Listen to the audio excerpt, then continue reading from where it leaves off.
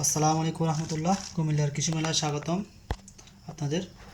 আশা করি আল্লাহর রহমতে সবাই অনেক ভালো আছেন। বন্ধুরা, আজকে আমরা একটা ক্রিকেট পোকার ভিডিও নিয়ে আসলাম।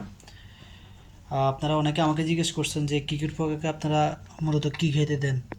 তো দেখেন, ক্রিকেট পোকা কিন্তু পানি খায়। এই যে আমাদের হাতে দেখতে পাচ্তেছেন, এটা আপনার ওই যে কয়েল পাখির যে পানির পাত্র, এগুলো আর কি, এগুলা বাজারে কিনতে পাওয়া যায়। আর এগুলার আমরা মূলত ক্রিকেট পোকাকে অনেক কিছুই খাই, তবে আমরা ছোট যেগুলো এগুলোকে আমরা খাবার দিই। তো এরকম আমরা খাবার দিই ওদেরকে, ওরা খাবার খায়। তো আমরা এখন এদেরকে এই যে খাবার দিয়ে দিব। এখন অনেকে দেখতে পাচ্ছেন এখানে মনে হয় পোকা নাই, কিন্তু ওরা কিন্তু লুকে থাকতে পছন্দ করে। তাদের দেখাচ্ছে, আশা করি এখন দেখবেন। এখন মাশাআল্লাহ অনেকগুলো পোকা, এগুলো কিন্তু প্রচুর লাফালাফি করে। এই যে দেখেন, এই যে পোকা দেখা যাচ্ছে, ভিতরে আরও অনেক আছে।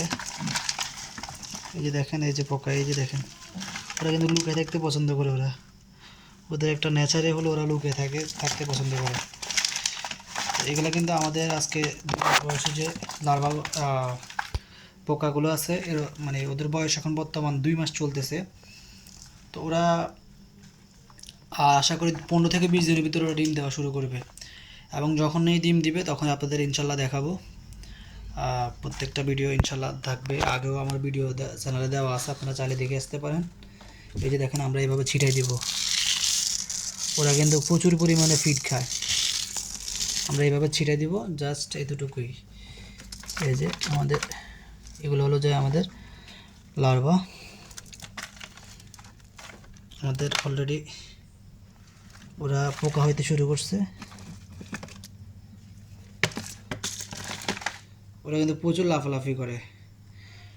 আর ওরা যখন আপনার অ্যাডাল্ট হয় তখন কিন্তু ওরা প্রচুর আওয়াজ করে, ঝিঝি পোকার মতো। অর্থাৎ ওরা এগুলো হলো ঝিঝি পোকার একটা জাত, তবে এটা হলো যে আপনার বিদেশি একটা জাত আর কি।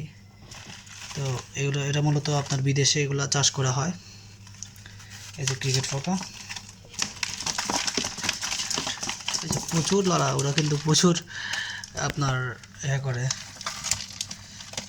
প্রচুর আপনার সাউন্ড করে এবং প্রচুর লাফালাফি করে, এবং ওরা হাইডিং প্লেস থাকতে পছন্দ করে।